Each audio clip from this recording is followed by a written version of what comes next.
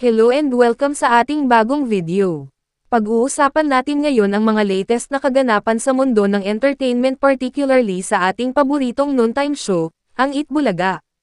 Pero bago ang lahat, kung bago ka pa lang dito, huwag kalimutang mag-like, subscribe, at i-click ang notification bell para lagi kang updated sa mga bago nating video.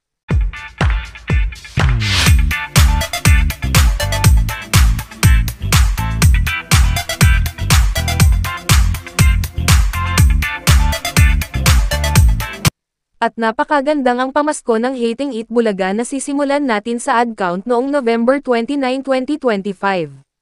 Base sa latest ad count na tanggap namin noong November 29, 2025, ang total ads ay umabot sa 48.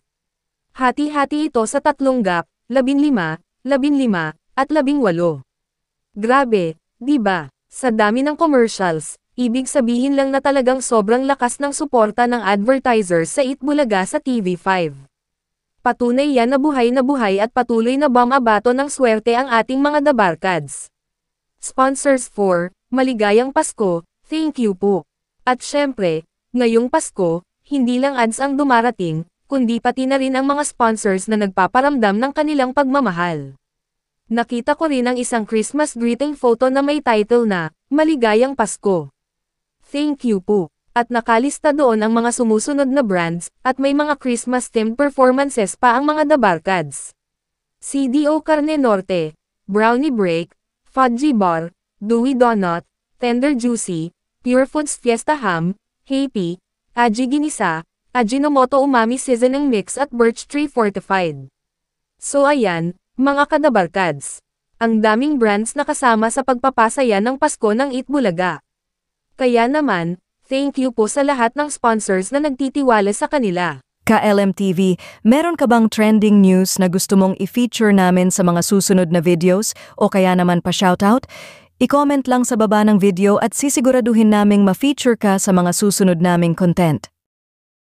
Samantala, dumako naman tayo sa mainit na isyu na kinasasangkutan ng dating dabarkads na si Anjo Iliana at ni Tito Sotto. Sa kanyang mga naging online live sessions, naglabas si Anjo ng matitinding paratang. Ayon sa mga kumalat na balita at posts, hinamon ni Anjo si Tito Sotto na huwag siyang uumpisahan at nagbanta siyang ilalabas ang umano'y kabit issue ni Tito Sotto noong 2013. May mga posts din na nagpapakita ng quote ni Anjo na nagsasabing, Tito Senador, ang dami mo na naman pinalabas yung mga bayaran mo na vloggers. Gusto mo talaga ng laglagan. Okay ba sa'yo yun? Gusto mo sabihin ko na yung cap mo mula 2013 na pinalakad mo sa akin. Sabihin mo lang Tito Senador at iba-box reveal ko na sa taong bayan kung sino yung cap mo mula 2013. Sige lang, banatan nyo lang ako at marami pa akong ilalabas. Bukod pa rito, may isa pang lumabas na post kung saan nag-share si Anjo ng personal na kwento, na sinabi niyang, ito na for the first time at aaminin ko sa inyo. Nagugat daw ito sa isang isyo na siniraan siya ni Jose Manalo sa kanyang girlfriend noon. May mga alegasyon din si Anjo na may syndicate sa likod ng Eat Bulaga at sinabi niyang hindi siya natatakot sa TVJ. Sa isang banda, sinabi ni Tito Sotto sa media na hindi na niya papatulan ang isyo dahil nagpapapansin lang daw si Anjo. Ang legal action at CISFR. Dahil sa mga matitinding pahayag ni Anjo, may mga ulat na gumagawa na ng hakbang ang management ng Eat Bulaga laban sa kanya.